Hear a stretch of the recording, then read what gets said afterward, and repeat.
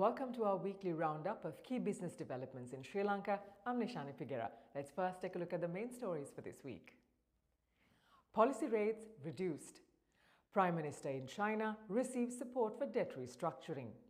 Sri Lankan Airlines expects a surge in profits.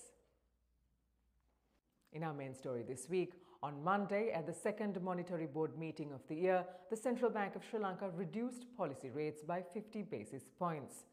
Standing deposit facility rates and standing lending facility rates were reduced to 8.5 and 9.5% respectively.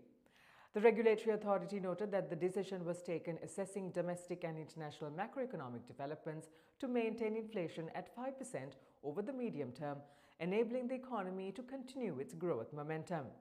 Since June 2023, the central bank has cut rates by 700 basis points.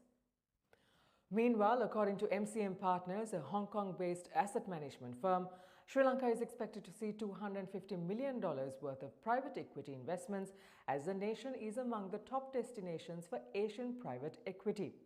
This boost in sentiment comes following the recent economic gains the country made from the IMF program. According to Bloomberg News, global investors and Sri Lankan officials are expected to commence negotiations this week to $12 billion in defaulted global bonds.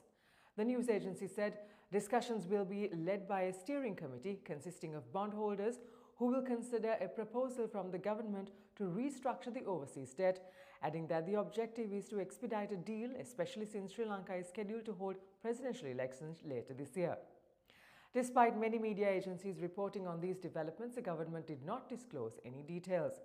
In March, Sri Lanka President Ranil Wickremesinghe indicated a debt moratorium until end 2027 and extending repayment until 2042. Prime Minister Dinesh Gunawardena, who is currently on an official visit to China, received assurances from his Chinese counterpart Li Xiang that China would assist Sri Lanka's debt restructuring process continuously and develop its economy. The Prime Minister also extended assistance to develop Katunayake International Airport, Hambantota Port and the Colombo Port City. Merchandise exports in February grew to a modest $984 million, up 0.17% from a year earlier. Exports seem to be picking up as Sri Lanka's main export partners start to recover from prolonged recessionary conditions amid geopolitical tensions. In the month, apparel exports fell 2% to $421 million, while tea, rubber and coconuts saw significant increases of over 15 to 25%. Exports to the United States, Sri Lanka's single largest export destination, rose 8% from a year earlier to $250 million. Sri Lanka is to increase the minimum wage per month to 17,500 rupees following cabinet approval. This marks an increase of 5,000 rupees from the previous 12,500 rupees set under the Wage of Workers Act. According to Ashok Pathrage, chairman of Sri Lankan Airlines, the airlines is expected to see a surge in profits amid significant inflow of tourists.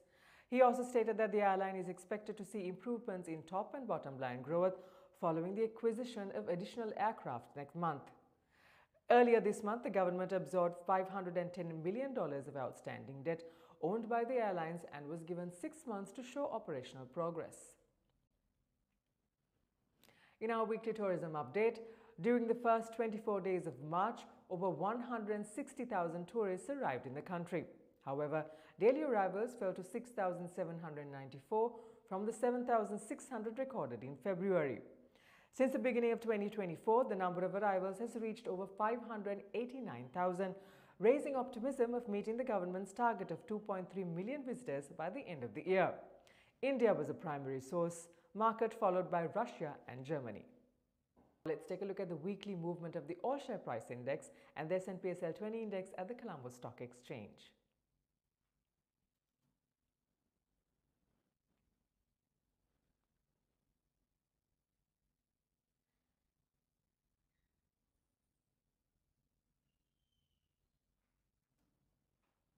At the Treasury bill auction held on Wednesday, yields on all maturities marginally decreased for the first time in 4 weeks. Bids amounting to 185 billion rupees were received, of which 80 billion were accepted. The Sri Lankan rupee continued to appreciate against the dollar this week, with the central bank's indicative mid-spot rate ranging around 303 to 305 rupees. And with that, we wind up for this week. Do subscribe to our YouTube channel at the link below for regular updates on economic and business developments in Sri Lanka. Until we see you again next week, thank you for watching. Stay safe.